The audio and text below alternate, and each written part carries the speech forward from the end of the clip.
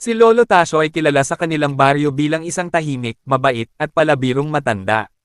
Nang tumanda siya, naisip niyang mas mabuting lumipat sa malayong bukid upang mamuhay ng payapa, malayo sa ingay ng bayan, malayo sa gulo, at malapit sa kalikasan na pinakamamahal niya. Isang umaga, dala ang kanyang lumang sako, itak, at ilang gamit, umakyat siya sa burol kung saan naroon ang isang lumang kabong iniwan pa ng kanyang ama.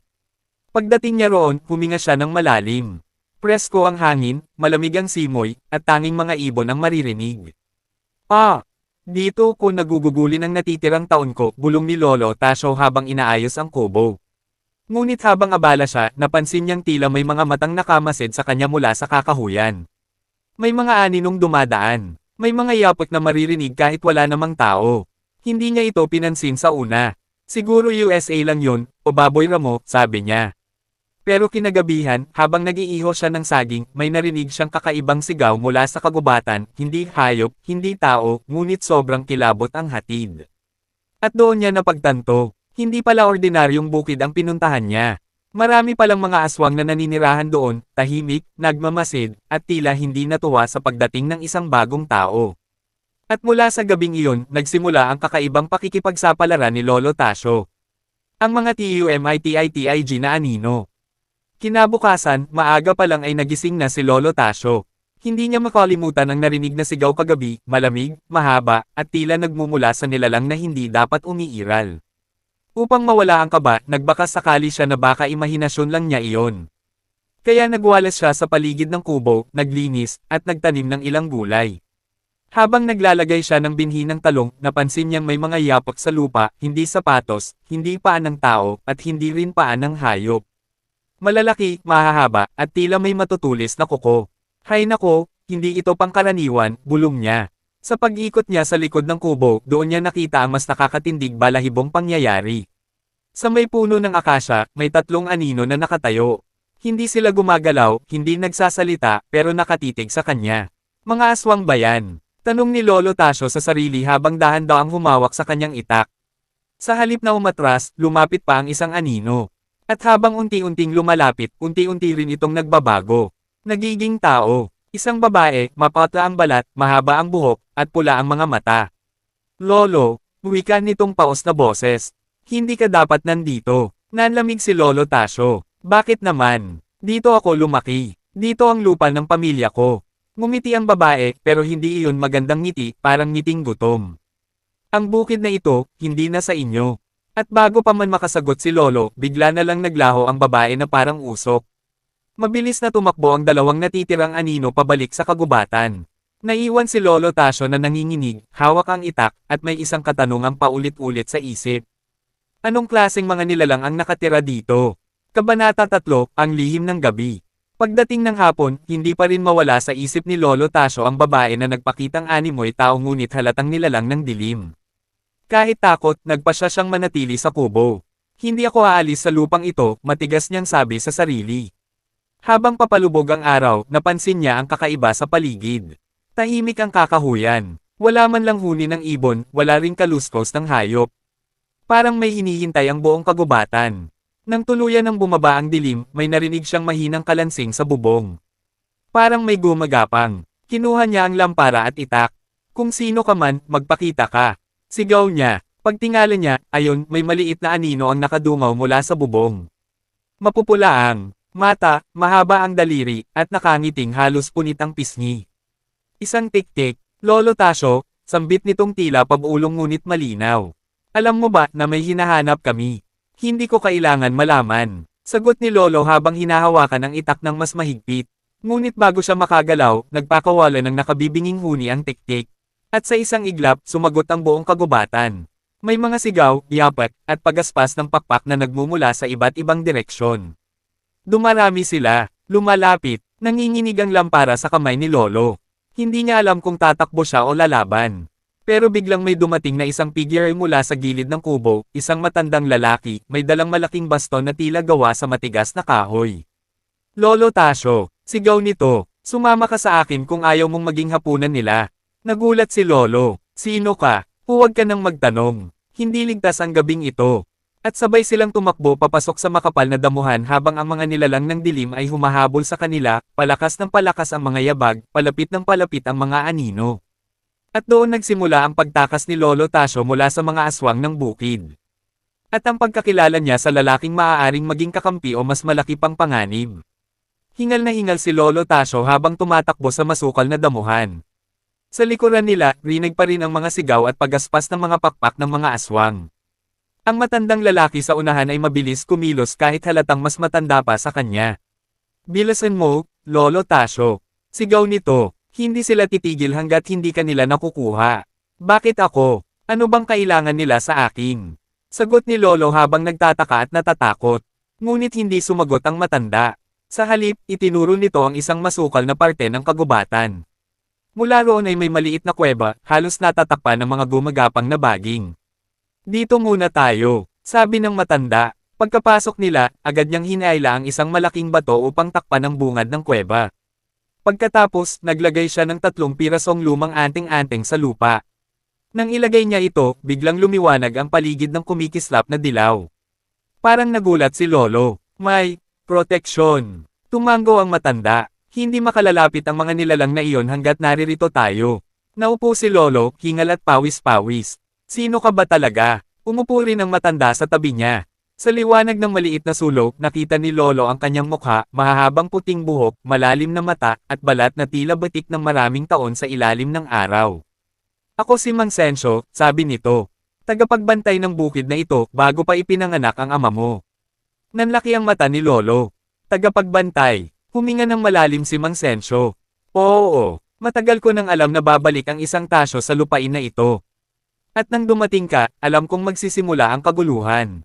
"Kaguluhan? Dahil saan?" Tumingin si Mang Sensyo sa ilaw ng sulok para bang may mabigat siyang iniingatan na sikreto. "Dahil sa dugo mo, Lolo Tasyo. Ang dugo ng pamilya ninyo ay matagal nang inaasam ng mga aswang." Napapitlag si Lolo Tasyo. "Dugo ko? Bakit?" Ngumiti si Mang Sensyo, hindi ngiti ng tuwa, kundi ng isang taong pagod sa katotohanan. "Dahil ang lahi mo, ang huling natitirang lahi na may kakayahang pumatay at magpaalis sa kanila." Tahimik ang kuweba. Sa labas, rinig pa rin ang pag-ikot ng mga nilalang pero hindi sila makapasok. At doon napagtanto ni Lolo Tasyo. Hindi aksidente ang paglipat niya sa bukid. At hindi pa nagsisimula ang totoong laban. Tahimik na nakaupo si Lolo Tasyo sa loob ng kuweba habang nakatitig kay Mang Sensyo. Tila hindi niya maunawaan ang bigat ng sinabi nito na ang dugo ng kanilang pamilya ay kinatatakutan at pinag-iinteresan ng mga aswang. "Paano nangyari yun?" tanong ni Lolo. Nanginginig ang boses. "Ako, simpleng matanda lang. Wala naman akong kakaiba." Umiling si Mang Sensyo. "Hindi mo alam dahil itinago ng mga ninuno mo ang katotohanan. Ang angkan ninyo, ang angkan ng tasyo, ay may sumpa at basbas. Sumpa para sa mga aswang, basbas para sa sangkatauhan." Lumapit si Mang Sensyo at inilabas mula sa sako ang isang lumang kahon na gawa sa matigas na kahoy. Nang buksan niya ito, lumiwanag ang loob nito, at nakita ni Lolo ang isang matandang punyal, tila pilak na itim ang talam at may ukit ng mga sinaunang simbolo. "Tingnan mo," sabi ni Mang Sensyo. "Ito ang punyal ng kabilugan. Gawa sa pinaghalong bakal, pilak, at abon ng puno ng kalakban, ang puno na kinatatakutan ng lahat ng nilalang ng dilim." Matamang tinitigan ni Lolo ang punyal. "Bakit nasa akin yan?" Hinawakan ni Mang Sensyo ang balikat niya. "Dahil isa ka sa huli. At ikaw lang ang kayang gumamit niya nang hindi sinusunog ang sariling balat." Nanlaki ang mga mata ni Lolo. "Hindi ako mandirigma." "Hindi mo kailangang maging mandirigma," sagot ni Mang Sensyo. "Pero kailangan mong maunawaan na may papel ka sa laban na ito. Matagal nang sinisikap ng mga aswang na lipulin ang angkan ninyo. Ngayon, nalaman nilang nandito ka na." Sumingit ang malakas na KAWAAAK.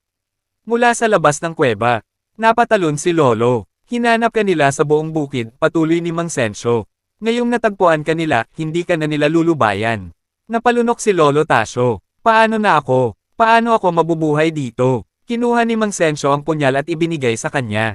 Sa paghawak ni Lolo, nagliwanag ito ng bahagya, tila kinilala siya. "Simula ngayon," sabi ni Mang Sensyo, "hindi ka na basta matanda sa bukid. Isa ka ng tagapagdala ng kabilugan." Tumayo si Mang Sensyo at tumingin sa bakana ng kuweba. "Magpahinga ka. Sa pagsikat ng araw, sisimulan natin ang paghahanda. Dahil darating ang gabing mas malala pa sa lahat." At sa unang pagkakataon, naramdaman ni Lolo Tasyo ang kakaibang tibok ng kanyang puso, hindi takot, kundi apoy ng tapang na matagal nang natutulog. Ang unang pagsasanay. Pagsikat pa lamang ng araw, ginising na ni Mang Sensyo si Lolo Tasyo. Tayo na, ngayon natin sisimulan ang iyong paghahanda. Bagong-bagong ang pakiramdam ng paligid, maliwanag, ngunit may kakaibang katahimikan parang nagbabadya ng panganib. Humigop muna sila ng salabat bago lumabas ng kuweba. Pagkalabas nila, agad nilang naramdaman na hindi na bumabalik ang mga aswang kapag araw, ngunit may mga iniwan itong bakas na parang nagsasabing babalik sila mamayang gabi. Kailangan mong matutong ipagtanggol ang sarili mo, sabi ni Mang Sensyo habang inaayos ang mga kahoy na kahoy at bato sa isang bilog. Hindi sapat ang tapang. Kailangan mo ng kaalaman. Lumapit si Lolo Tasyo, dala ang punyal ng kabilugan. Hindi ko alam kung kakayanin ko, Mang Sensyo, matanda na ako. Ngumisi ang matanda, mas matanda ako sayo, pero heto pa rin ako. Unang aral, pakiramdam sa kapaligiran. Pinatayo ni Mang Sensyo si Lolo sa gitna ng isang malawak na damuhan. Isara mo ang iyong mga mata, utos niya. Matutong makinig sa tahimik. Sinunod ni Lolo. Sa una, walang nangyayari. Pero paglaon, narinig niya ang kaluskos ng dahon, paggalaw ng hangin, at maging ang pinakamahinang pagkislat sa lupa. Yan, sabi ni Mang Sensyo. Ang mga aswang, kadalasan hindi mo nakikita agad, pero maririnig mo sila kung alam mong makinig. Ikalawang aral, paghawak ng punyal. Pinakilos ni Mang Sensyo si Lolo, gabay ang baston nito. Ang punyal ng kabilugan ay mas tumatalim kapag hawak ng angkan ninyo. Pero kung mali ang galaw mo, hindi ka nito tutulong. Tinuruan siyang humawak ng tama. Ang balikat hindi dapat naninigas, ang paa dapat nakahanda para sa mabilis na pag-atras o paglusob. Nahirapan si Lolo noong una. Napapahiga, natatapilok, napapagod. Pero hindi siya sumuko. Hanggang sa ikasampung ulit, nagawa niyang sumagupa sa mga suntok ni Mang Sensyo gamit ang punyal, at hindi siya natamba. Ngumiti si Mang Sensyo, may dugo ka nga ng tagapagtanggol. Ikatlong aral, ang katotohanan tungkol sa aswang. Sa lilim ng isang puno, naupo sila. Makinig ka, Lolo Tasyo. Hindi lahat ng aswang ay pareho. May tatlong uri sa bukid na ito. Itinaas ni Mang Sensyo ang tatlong daliri. Una, ang tiktik, especially iya, mabilis, nag-uulat ng lahat ng makita. Ikalawa, ang sigbin, humahabol at sumusunggab, mababa ang katawan ngunit mabilis kumilos. At ang huli, ang pinakadelikado, ang alang ko, sila ang pinuno, malalakas, at marunong magsalita. Kagabi, patuloy ni Mang Sensyo. Ang nakita mong babae, alang ko yon. Nanlamig si Lolo Tasyo sa narinig. Papatayin ba nila ako? Umiling si Mang Sensyo. Hindi agad. May kailangan sila sayo. At yun ang dahilan kung bakit hindi ka nila sasaktan ng basta-basta. Tulad ng ano, dahan-dahang tumayo si Mang Sensyo. Tulad ng dugo mo, ang huling susi para buksan ang isang bagay na matagal nang nakabaon sa bukid. Bago pa makatanong si Lolo, biglang may malakas na kalabog mula sa kakahuyan. Boom! Napatingin sila. Sok! Sabi ni Mang Sensyo. Maaga silang dumating. Kumapit si Lolo Tasyo sa punyal. Ngayon niya napatunayan. Magsisimula na ang unang totoong gabing laban. Hindi pa man lumulubog ang araw, ramdam na nina Lolo Tasyo at Mang Sensyo ang kakaibang kilabot sa hangin. Ang mga ibon ay sabay-sabay na lumipad palayo at ang mga damo ay gumagalaw kahit walang hangin. Senyales, mas maagang ang darating ang mga nilalang. Lolo Tasyo, sabi ni Mang Sensyo habang inaabot ang isang maliit na sako. Ilagay mo ito sa bulsa mo. May mga halamang nakakapagpahina sa pangamoy ng tiktik. Sumunod si Lolo pero halatang nanginginig ang kamay niya. Boom! Muling yumanig ang lupa. May tumama sa isang malaking puno at naputol ito na parang posporo. Tiktik ba yan? Tanong ni Lolo. Umiling si Mang Sensyo. Hindi. Sigbin. At hindi lang isa. Tumayo silang dalawa. Si Lolo, nakatindig gamit ang punyal ng kabilugan. Si Mang Sensyo, mahigpit ang hawak sa kanyang lumang baston. Sa dapit hapon, mula sa kakahuyan, lumabas ang tatlong sigbin. Mababang nilalang, mahahaba ang galami, nakabaligtad ang ulo, at matatalas ang pangil. Sa bawat hakbang nila, nagiiwan sila ng amoy na parang bulok na karne. Lumapit ka sa likod ko, utos ni Mang Sensyo. Ngunit bago pa sila makapwesto, umatake agad ang isang sigbin. Mabilis, tumatalon, halos hindi nakikita. Dinampot ni Lolo ang punyal at nag-amba ng saksak ng hindi iniisip. Ang talam ay sumalubong sa sigbin. Napaatras ang halimaw, nagliyab ang balat na natama ng punyal. Tumigil si Mang Sensyo. Tama ang kutob ko, tinatamaan mo sila. Pero kasunod noon, 2 sigbin pa ang lumundag sabay-sabay. Layo! Sigaw ni Mang Sensyo. Gamit ang baston, hamampas siya sa lupa. Biglang umusbong ang alikabok at dahon na parang pumuputok sa hangin. Nabulag saglit ang mga sigbin. At doon nagkaroon ng pagkakataon si Lolo Tasyo. Tinaga niya ang una sa balikat. Sinaksak niya ang isa sa tiyan at nagliyab ito na parang sinunog ng araw. Nanginginig ang boses ni Lolo. Nagawa ko, kaya ko pala. Ngumiti si Mang Sensyo ng bahagya. Huwag kang magdiwang. Hindi sila ang problema. Sa gilid ng kagubatan, may lumitaw na babaeng nakaputi, mahaba ang buhok, mapatla ang mukha.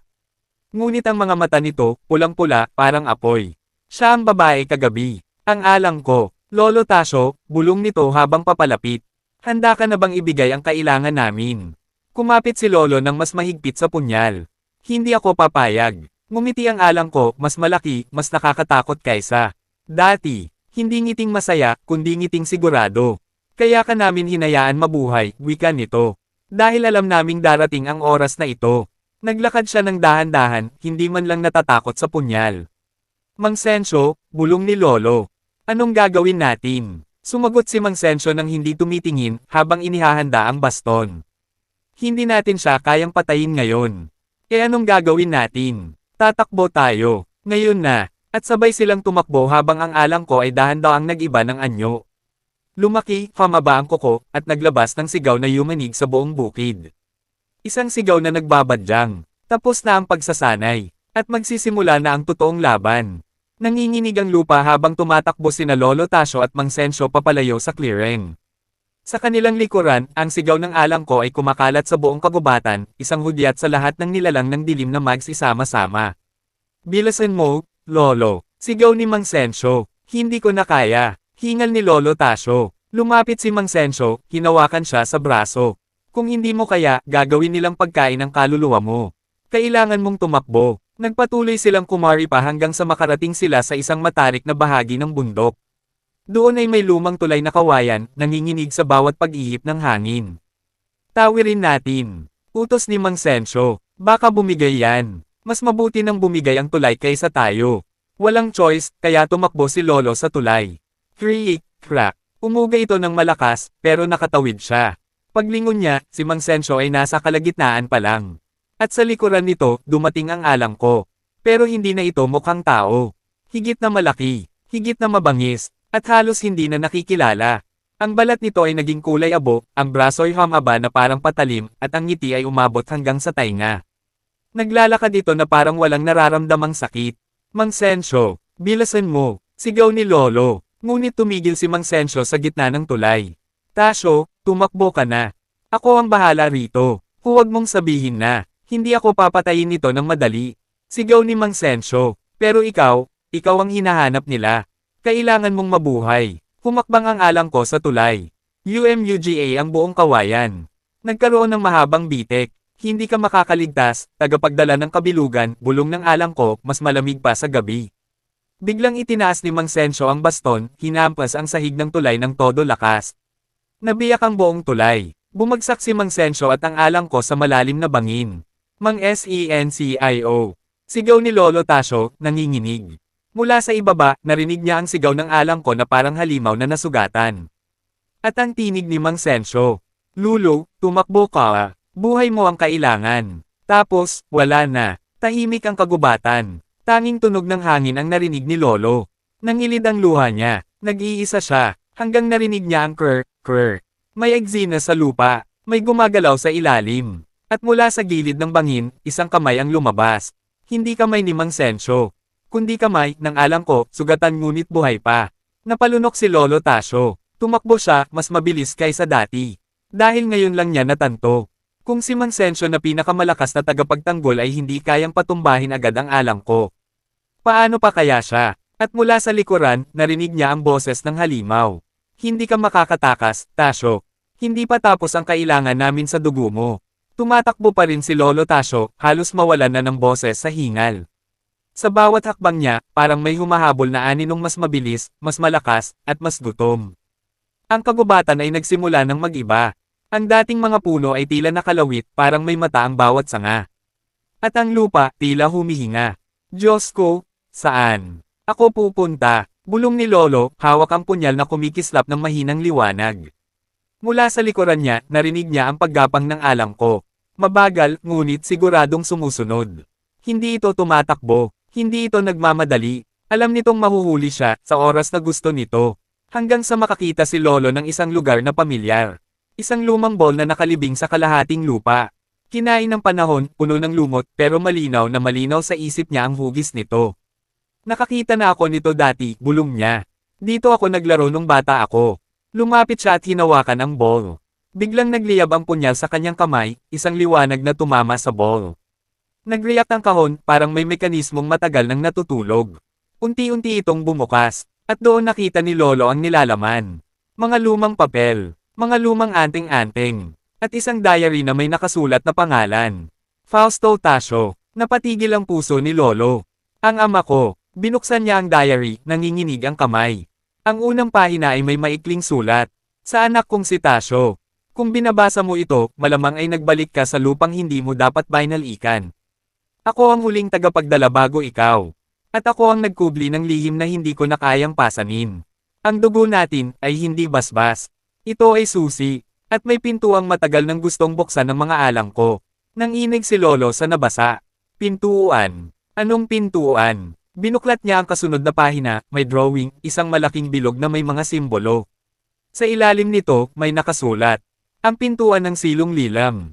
Isang lugar kung saan nakatago ang hari ng dilim. Kapag nabuksan ito, maday gising ang pinakaunang aswang. Nanginig si Lolo. Hindi maaaring, totoo to. Napatalon si Lolo. Kasunod ang isa pang. Paglingon niya, mula sa dilim, unti-unting lumitaw ang alang ko, sugatan ngunit nakangiti. Matagal ko nang alam na hahanapin mo yan, Tasio, sabi nito habang lumalapit. Ang diary ng iyong ama. Siya ang tagapagdala noon. At siya rin ang dahilan kung bakit napatay namin ang kalahati ng angkan mo. Nanginig ang boses ni Lolo. Huwag mo siyang sir-an. Ngumisi ang alang ko, naglaway ang mga pangil. Hindi ko siya sinisira, sinasabi ko lang ang totoo. At ngayon, ikaw ang huling piraso. Itinaas nito ang kamay, handang sumugod. Ngunit biglang, BOOOOM. May pumutok na ilaw sa pagitan nila. Napaatras ang alang ko, sumigaw. At mula sa liwanag, isang figure ang lumitaw. Dukot ang damit, sugatan, pero nakatayo. Si Mang Sensyo, buhay pa. TASYO. Sigaw niya, huwag mong ibibigay ang dugo mo. At huwag mong papalapitin yan. Halos mapaiyak si Lolo. Akala ko patay ka na. Hindi ganon kadaling patayin ang tagapagtanggol. Sigaw ni Mang Sensyo, hawak ang baston na ngayon ay may bagong ningning. Lumipad ang alang ko, galit na galit. At doon napagtanto ni Lolo Tasio. Lalaban sila, sabay, para sa angkan, para sa bukid, para sa sangkatauhan. Kinabukasan pagkatapos ng mahaba at nakakapagod na gabi, nagising si Lolo Tasio na may mabigat na pakiramdam. Tahimik ang buong paligid, masyadong tahimik. Wala ang huni ng ibon, wala ang ingay ng hangin, at kahit ang mga puno ay tila nakayuko. May paparating, bulong niya.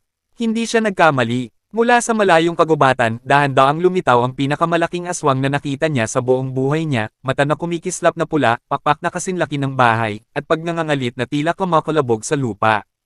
Ito ang puno ng lahat ng aswang sa kanilang lugar. Nagkamali kang pumasok sa lupain namin, matanda, garalgal nitong sabi, habang umiikot sa ibabaw ng kubo. Pero tumayo si Lolo Tasio, matapang at hindi nagpatalo. Hindi ako aalis, wala akong ginagawang masama, dito ako titira. Sagot niya, sabay kuha ng kanyang anting-anting at itak. Umungol. Nang malakas ang higanting aswang. Sa isang iglap, sumugod ito pababa, handang lapain ang matandang walang takot. Ngunit bago ito makalapit, kumislap ang anting-anting ni Lolo Tasio. Naglabas ito ng nakakasilaw na liwanag na parang kidlat. Napaatras ang aswang, nagsisigaw sa sakit.